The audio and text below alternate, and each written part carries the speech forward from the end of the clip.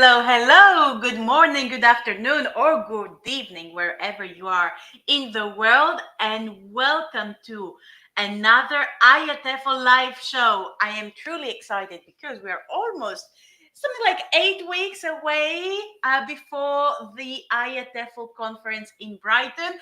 And today in this live show, oh, well, do we have a treat for you? We have got, first of all, one of our plenary speakers, Vicky Samuel, who is going to join us for a fantastic interview. We also have Harry Waters and we have Tanya Livarda, who will be all joining us. So the topics today are AI, eco-anxiety, and debates in class. So let's start, first of all, by welcoming Vicky to our IATEFL live show. Vicky, welcome to our show. Hello, everybody. How are you? We're fine. How are you? Oh, I'm fine. Really excited that the conference is drawing near. Absolutely. Vicky, for the people watching us from home and who might not be familiar with your work, can you give us some information about who you are and your background? Oh, okay. So I am a teacher, and then teacher trainer, materials writer, presenter. I was born and I am based in Buenos Aires, Argentina. And I've been lucky enough to be able to uh, become a part of the IATEFL world since 2010. So I've been going to the conference regularly, and I have been, uh, gaining lots and lots of knowledge from networking with people from all over the world. So that's me. Mostly, my interests are mainly in learning technologies. So yeah. Amazing.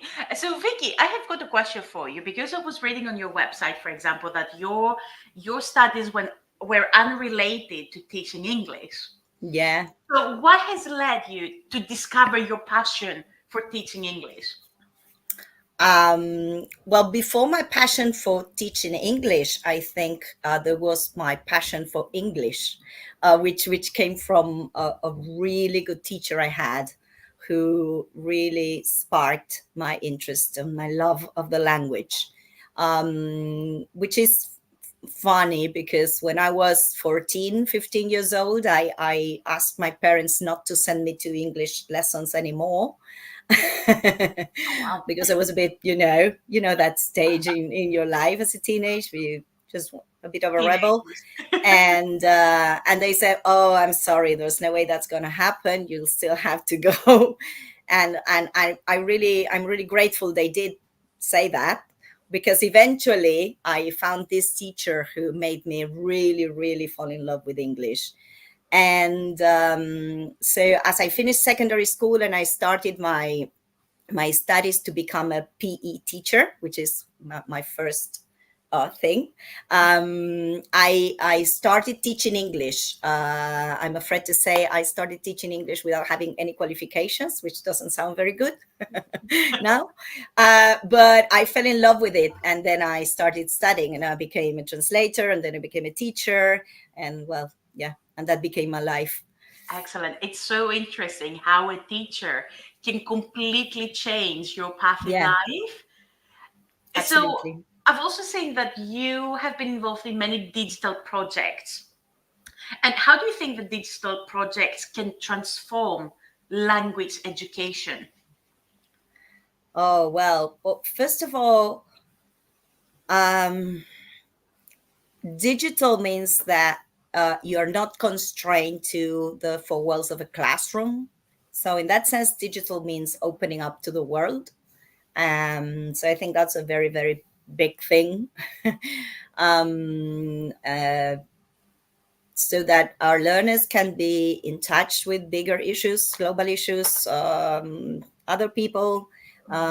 We can also open up to a bigger community in terms of sharing what they do, so that their audience is not only their teacher in the classroom.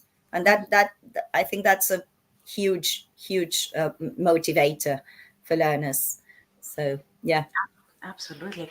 And so you're giving on Tuesday, 16th of February, you're giving the plenary session.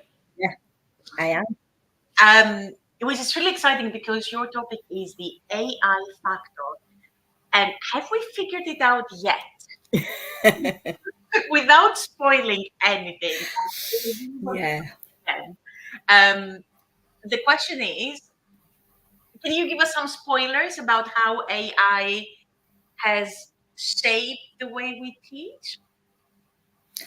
Oh God. Okay. I don't want to give away much of what I'm gonna do. What I'm not going to do is I'm not going to teach you how to use AI because we are not going to do a tutorial on how to do things. So that's the first thing.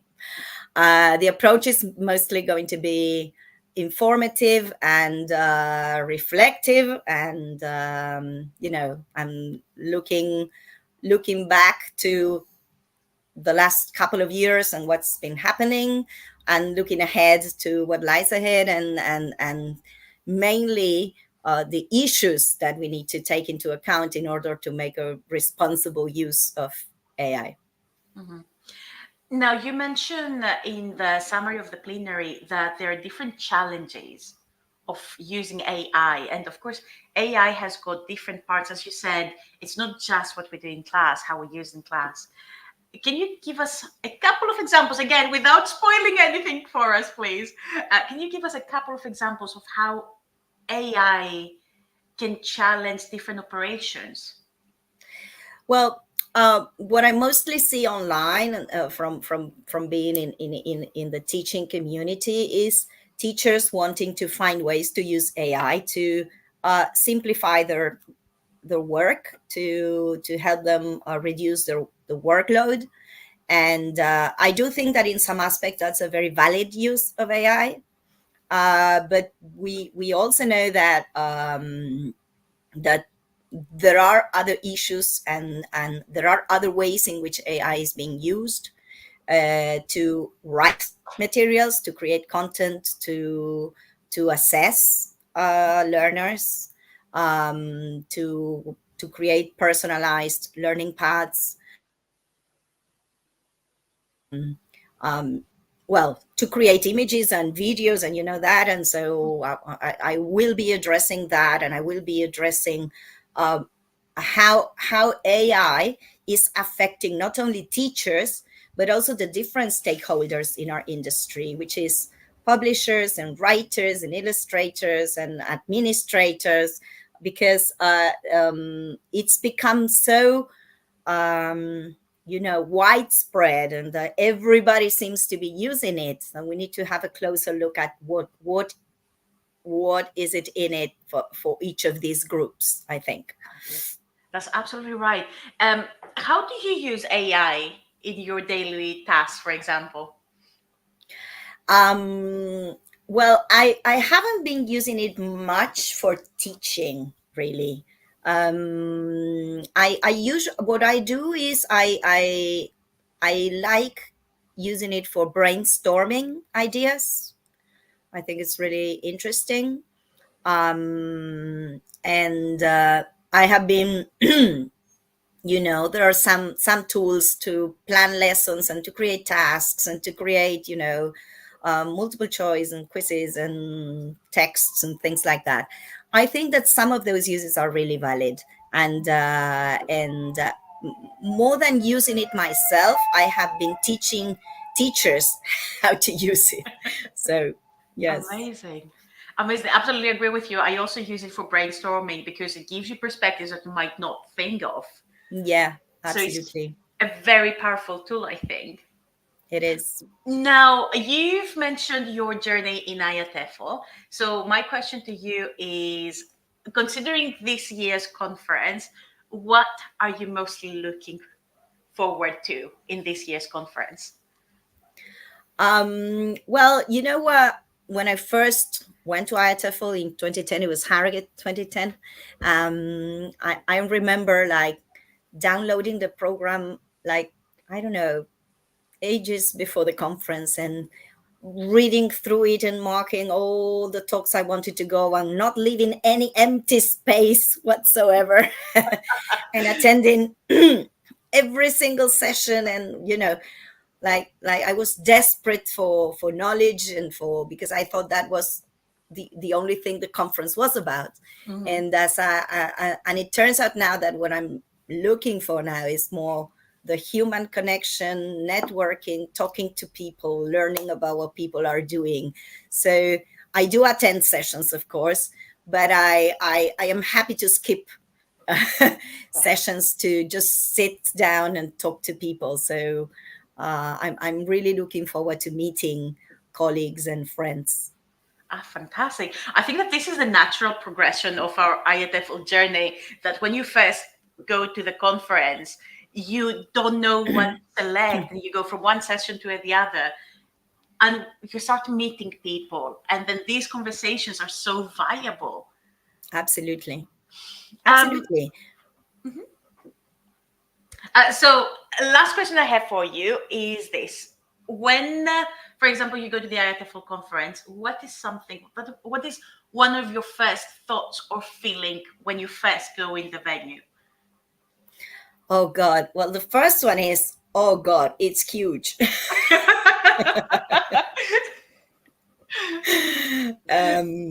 Yeah, it's like it's overwhelming. The reception the day before the day after the PCEs. The reception, and then the first day, and seeing all these people coming from all corners of the earth is really overwhelming. So yes, that's always the first thing. No matter how many times you've been there, it's always surprising. Yeah. That's absolutely true. Well, Vicky, thank you so very much for your time. I cannot wait to meet you at the conference in Yeah, me Brighton too. and to attend your plenary on Tuesday, 16th of April.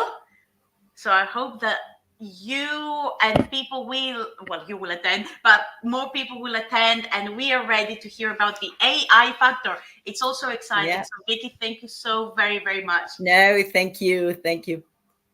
Thank you. Happy to Now, see you all. nice to see you, Vicky. Thank you very, very much. So, moving on, we talked about IATEFL Brighton, and here to talk to us about the conference is our absolutely favorite John. So, John, let's see. I'm here. I'm Yeah, here. fantastic, John. Never Nice been to see you again. over it before, Georgia. That's lovely. Thank you very much. How many are we? How many weeks have we got before? Well, to think about it, not enough is the answer. There's too much to do. I have lists of things to do, and it's all very scary. But yeah, I think we're about 8 weeks away, and it's looking really exciting. The program, as you know, the preview brochure is already out. And people can absolutely jump onto the website. Or, Georgia, I went QR code crazy today. And if anybody fancies having a go with their camera, they can use that link. Otherwise, they can use the normal website link above. They can get a feel for what is going to be happening at Brighton over the 4 days of the conference. And of course, Vicky rightly mentioned the day before the conference, we also have PCEs, strange little acronym we all come to know, obviously meaning pre-conference events. And there are a choice of 12 of those. Yes, Georgia, there's another QR code there. I thought I'd go absolutely QR code crazy. Don't, it won't work. I promise it does work. But for those of you who are planning to come to the conference, then starting your conference with a pre-conference event organized by one of our 16 special interest groups, a one-day event really focusing in on a particular specialism of English language teaching can be a great way to start your week. And then, gosh, we've heard from Vicky, the first of our plenary speakers. I thought she gave such good advice going back to the program as well. And it's something we hear so many times. It's so big. There are over 500 sessions.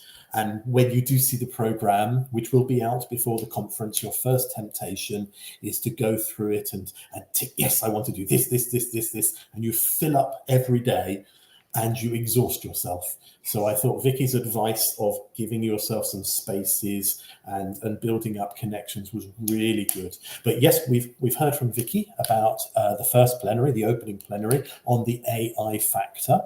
And there are 4 other plenaries over the other 3 days of the event. And I think, Georgia, you're going to be chatting with some of those other plenary speakers in the weeks to come.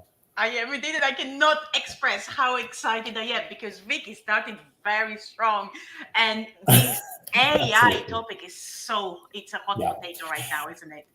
It is, and she's right to actually focus. It's not about the technology, it's about the teacher. How, as a teacher, can we use AI as a tool in preparation, in teaching, in the whole academic sphere? And I think having Vicky's experience as a teacher and a teacher trainer is absolutely critical with this, rather than just looking at the technology itself and then thinking, how do I connect that to my context and my teaching experience? I'm sure that's what Vicky's going to give us, which would be great.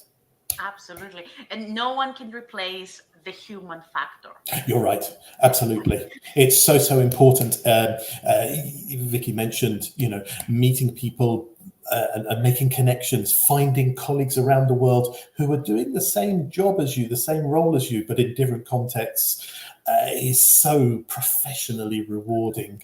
That's one of the best things about the conference, and why it's sort of got that feel of a community rather than a sort of conference, as it were. That's really important.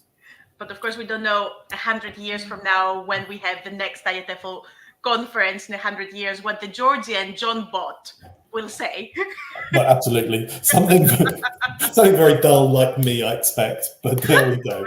But hopefully, yes, just a reminder to everybody, obviously now's the time. If you want to book your place at the conference, just go to the IATEFL website, book your place. If you need to, you can download an employer justification to get funding if you can, and join us in Brighton. We'd love to see you there.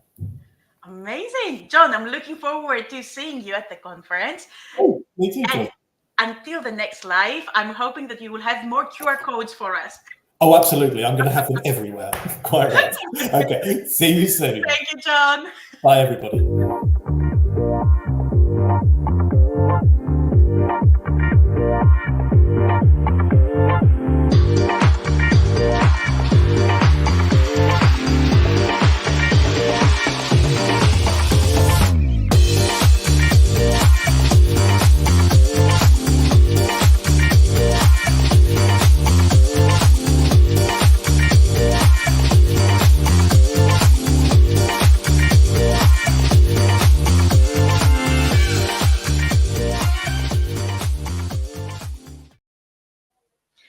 And we are back after all of the wonderful updates for the IATEFL conference. Now, remember, as John said, the program is live. And I'm really happy to introduce Harry Waters, who is here with us at the studio. Harry, welcome to our IATEFL live show. Thank you very much. Thank you for having me. It's a pleasure to be here. It's really nice to see you again, because we've met, not in Harrogate, but we met in Belfast, if I'm not We did mistaken. indeed. We had a chat. Excellent. But at that time, we didn't have your dog. Well, no, I wasn't allowed to take her on the plane. They said no dogs allowed. She's 50 kilos. I was like, they said only up to 20 kilos. So I said, if I cut her into 3 pieces, she can come. And apparently that's not okay. Can't sew her back together afterwards. So Harry, thank you very much for joining us. Let's start with a little bit of an introduction. Who you are and what is your work? I'm Harry. There you go. There's that bit. And what is my work? Oh, that's a very good question. I'm going to sound like I'm just copying Vicky now, because I'm a teacher. I'm a teacher trainer. I'm a materials writer, a content creator, a podcast host, professional hat wearer. That bit's not true. High class coffee maker. No, not that either. I do lots of different things. Here we go. I wear many different hats, both literally and figuratively. But yeah, basically working within ELT wherever I can to try and spread the message of environmental sustainability and being nice to each other. Oh, brilliant. Now, let's wear your renewable English hat. And So I have to change. excellent. So what has led your journey to establish renewable English? Oh, well, it's been a long journey. I actually turned 40 in about a month, and it took the majority of that part to get to it. So I've always been involved in social justice and activism ever since I was, growing up. I was involved in a lot of different areas, like the library. They were trying to close one down. I distinctly remember the first time I ever went and campaigned for that. So activism's always been a part of what I do. And then there were mainly three big events that led to me focusing on this. I've always cared about the planet. I traveled a lot. I saw a lot of damage that was happening to the planet. And then I got really, really sick back in 2011. And I just kind of refocused my energy, refocused my attention, and I steered more towards the environmentalism. Then my daughter was born, and I was like, oh, haven't really done enough for this planet. Need to do more. And then, whilst working in a private school, I got a group of kids together, and we started campaigning for solar panels and recycling bins, and we got them. And I was like, this collective action, eh? When a group of strong-minded individuals ask for something, they sometimes get it. Sometimes they don't, but it's worth trying. So that kind of led me to think, do you know what? Maybe I should try and do this with more than 20 students and take it to 25 students. Incredible. So, So in the latest IATEFL Voices, you addressed the topic of eco-anxiety in the classroom. yeah. Do you think that this is a topic that is often overlooked? And if so, why is it important to address it? I don't think it's often overlooked. I know that it's absolutely almost always overlooked because it's something that it's not new per se. It's actually been around for a very long time, but it's only in the last 5 or 6 years that people are starting to speak even about mental well-being in general. You even look at the Sustainable Development Goals that were written back in 2015, which is a long time ago now.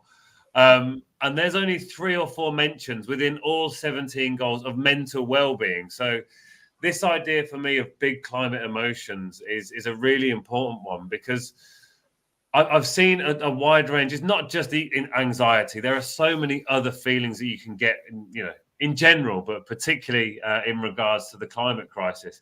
You can get positive emotions. You can get angry emotions as well. Things that make you want to change stuff. But then you can also get the sadness and the fear, which make you want to retire into your shell.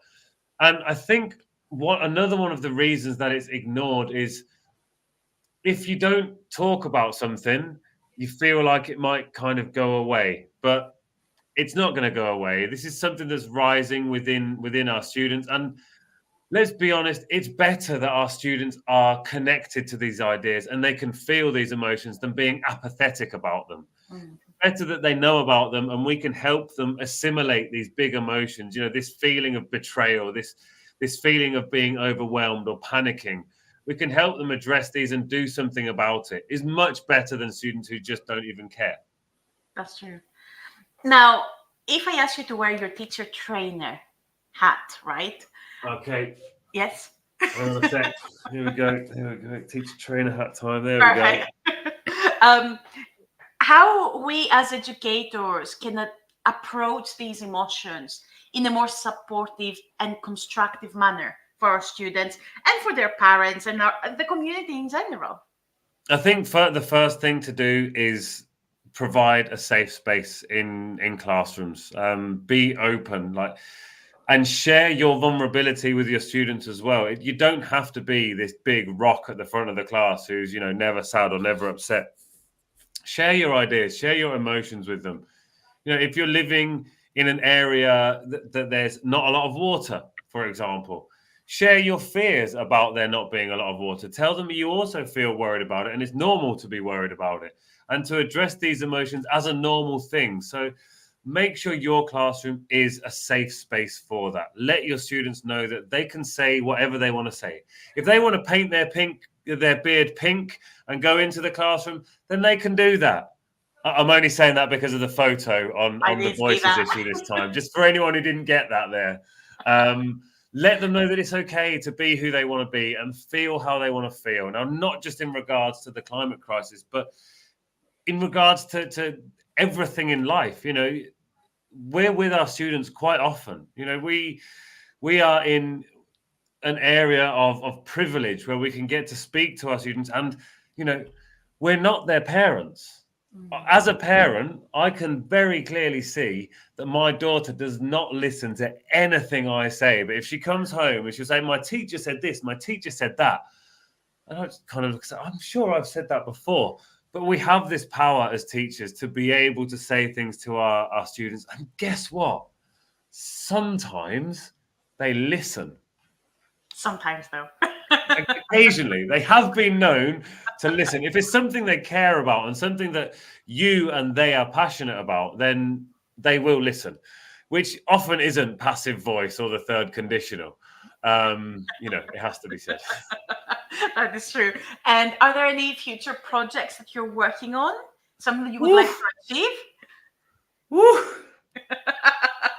We only have about 15 minutes. Yeah, I'm working on a few different things. As you know, conference season is coming up. So you mentioned at the top of the show that there were a certain number of weeks until the conference, and I was just thinking that's not okay because I've got another conference on this time, another conference, and with my daughter and my wife, we're heading off to Paris.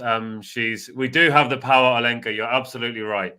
We're heading off to Paris because my daughter's been invited to speak at a climate summit in Paris called Change Now, about a campaign she's working on. So we're doing an EV, an electric vehicle trip to Paris from Seville. It's about 4,000 kilometers round trip. So that starts on the 20th of March and we'll be back here by the 1st of April.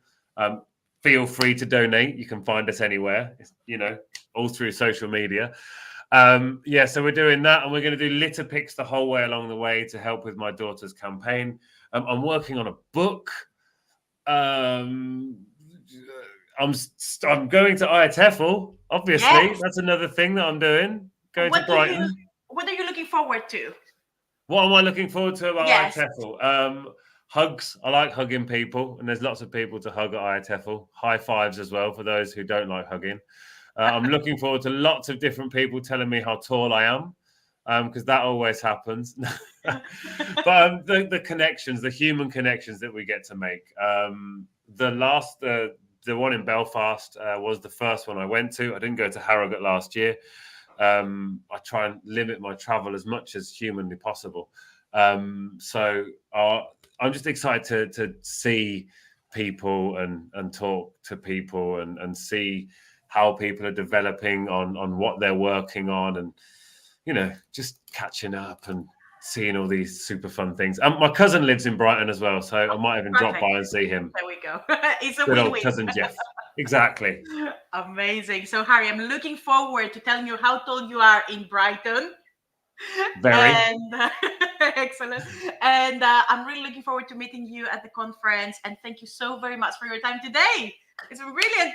Thank you, everybody. I'm now going to change to my Kids Against Plastic hat before I leave. There we go. Thank you very much, everyone.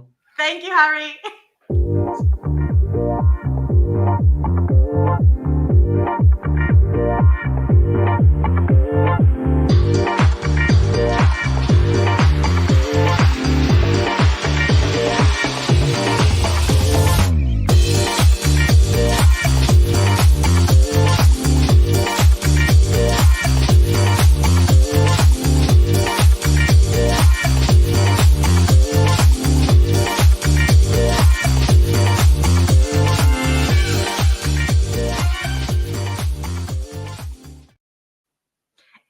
welcome back to IATEFL live show. And I'm really, truly excited to welcome to our show a person who comes all the way from my home city, Thessaloniki, Greece. And please help me welcome Tanya Livarda. Tanya, welcome. Hi, Georgia. Lovely seeing you again. Thank you It for having me. Thank you for joining us. Last time we met was in Harrogate last year. Harrogate last year. Yeah, that's true. Fantastic. And since then, you did the IATEFL webinar. So hmm let's debate. Yes. Yes. But We before can we start, debate as well. exactly. So before we start debating, then, can you tell us a few things about you and your work? Yeah, sure. So surprise, surprise, I'm also a teacher. And I'm a teacher trainer. I'm a content creator, exams content creator. I have also presented in various conferences here in Greece and abroad. And I have been doing a couple of things, a couple of other things, and yeah, that I'm sure I will remember later on. So, yeah. Amazing. And what has been your journey with the IATEFL conference? Mm. With the conference. So, I have been a member for the IATEFL since 2016 or 2017, if I'm not mistaken. But I have never had the chance to participate in the conference. So last year I had this chance thanks to the Teachers Association that I am currently in. So I have had the chance to participate in this huge conference. I was shocked at the beginning because it was like, oh my God, what am I doing here right now? Because it was really huge, and I had to let's say get used to some things. But it took me like 1 hour or so to meet with new people, to exchange ideas, etc. So it was a really nice experience, and I'm still looking forward to seeing all of you in Brighton this year. Amazing. Now, I've seen, Tanya, that you have got experience in the integration of social emotional learning in the That's right. classroom. Mhm. So, how do you achieve that in the classroom? Well, it's really difficult because if we think that today's world is all about individualism, people just taking care of themselves and not the other person, so altruism is getting harder and harder these days. So it's really important that we introduce exercises and activities that apply to the social and emotional learning factor, because we do not, when we say social and emotional learning, we do not only mean like how to regulate my emotions. This is a part of it. We're talking about social skills, like how to effectively communicate, how to respect the other person, active listening skills, things that also apply in debates. So this is how I have linked a cell framework with a debate. Mhm. It's really interesting. It is indeed. So, in your webinar, you focused on the Mhm. value and practical implementation of debates. Mhm. What inspired you to address this topic, and what did you hope the participants took away from the webinar? Um, well, to address your first question, it was so I had the opportunity to teach a debate class back in 2018 when I was working abroad in the UK. So I have had the chance to understand how debate can work outside the political, let's say, sector. And it could work well with teenagers at all levels, seriously, at all levels. Um, and and this made me understand that we need to incorporate not only a whole debate class, but debate techniques in the classroom, which will strengthen their linguistic skills as well and their proficiency skills as well. Um, so um, I hope that the participants in the webinar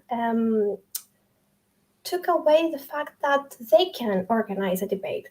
class. It's not that difficult as long as they have some steps in mind, like setting the time frame, setting goals, what they want to achieve as teachers, what activities are suitable, what topics, because we do not want to discourage children and our students not to participate because of a sensitive topic.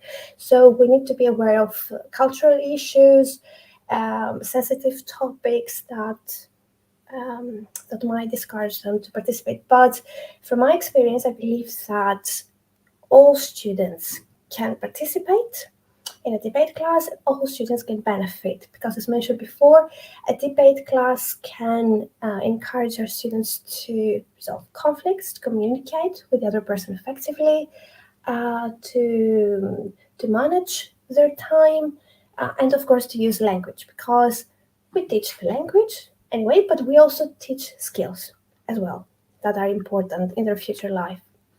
Amazing. So let's suppose that a teacher wants to start using debates and teaching Mhm. different techniques for debates in their classes. What would be good starting topics for them to use for debates? Mhm. Well, I assume basic ones like topics related to the environment, relating to social issues like bullying. Um, um, I assume in order for the teacher, let's say, to get used to what debate is, how they can organize, they can use basic topics, but then they can, if they see that the students want to debate with, let's say, more challenging topics like going with the politics, religion. These are also sensitive ones. But I have had a class uh, with whom we talked about religion. It was really interesting because they found out things that I wasn't aware of about religion, and it was amazing because there is also this exchange of ideas, and the way they did that was so pure, so respectful to the other person, and let's hope that through debates, our students will have the opportunity to, let's say, communicate more effectively rather than take into account only themselves. That's very, very interesting. And do you think that, for example, different debate techniques can encourage language acquisition beyond the classroom? Of course, of course. So we're talking about skills like the communication, communicating effectively, respecting the other person, of course, active listening skills. Um, and we are also talking about pronunciation, and all the prosodic features like intonation, rhythm of speech, pace, all the things. Also, with debate, we learned stress release techniques. So it's important how to manage your stress and your emotions effectively while debating with the other person, because debating tends to be, at least, you're from Greece, but you know that in our case it can be quite like a fight, people fighting with each other. So it's important that you regulate your emotions and not taking things personally in a way. So it's really nice. That's so true. And now, going back to the IATEFL conference, with the IATEFL conference offering a diverse range of topics and sessions and Mhm. workshops, what aspects of the conference are you most excited about this year? Well, I'm excited about the PCE, to be honest with you. Uh-huh. I'm going to participate with the LAMSIN committee there. And I'm also excited about the plenaries. Uh, Lots of interesting topics going on, and I'm surely excited to receive going back to Vicky's comment, to receive the PDF with the conference programs and start taking a look at it and see what I'm going to attend, which talks I'm not going to attend, etc. So, and of course, meeting with my colleagues, with people I already know, with people I don't know. Yeah, I'm so excited about this. And of course, about my talk. So, Amazing. there. Tanya, what is your talk about this year? Failing. Oh, It's about failing. Yeah, how for to teachers or fail. students? for teachers and for students as well, how to accept failure in a way that it's constructive for all of us, for both teachers and students. Well, I'm looking forward to seeing you at the conference. Thank Me you too. very much for joining us today. Thank you. Thank you very And much. thank you very, very much. Thank you so very much. So, just to confirm that yes, the IATEFL conference is in 8 weeks from tomorrow. John has confirmed, so thank you very much, John. And we're really excited, and we cannot wait for whatever is going to happen at the IATEFL conference in Brighton this year. So you can find out more information on our iatefl.org website.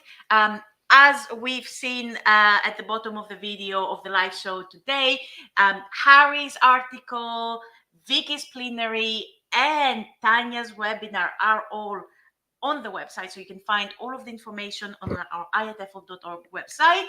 And that's it from us today. So thank you all so very much for attending our live show. If you're watching the recorded version, we are hoping to see you at the IATEFL conference this year. So thank you all very, very much for joining us today. Have a nice day, everybody. Thank you.